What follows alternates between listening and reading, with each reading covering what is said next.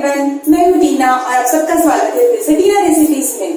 तो आज हम बनाएंगे नॉनवेज डिश जिसका नाम है रावस फिश फ्राई, जो कि बहुत ही सिंपल और कम इंग्रेडिएंट्स के साथ बनाएंगे और खाने में भी बहुत टेस्टी लगती है। तो चलो स्टार्ट करते हैं। रावस फ्राई के लिए हमने लिए 3 रावस जो कि अच्छे से क्लीन करके लिए हैं।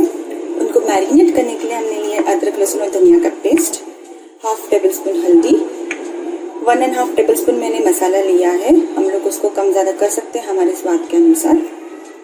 3 मैंने कोकम लिए हैं, नमक स्वाद के अनुसार, और कड़ी पत्ता हम लोग उसको फ्राई करते वक्त ऊपर से डालेंगे जिससे उसका टेस्ट एनहांस होता है। और फिश फ्राई करने के लिए ऑयल।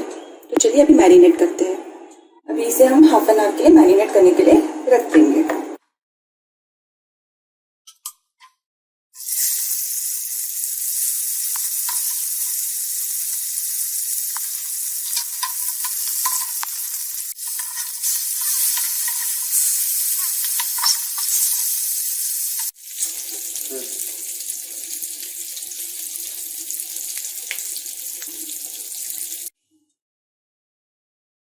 तो ये हमारा रावस फिश फ्राई रेडी है।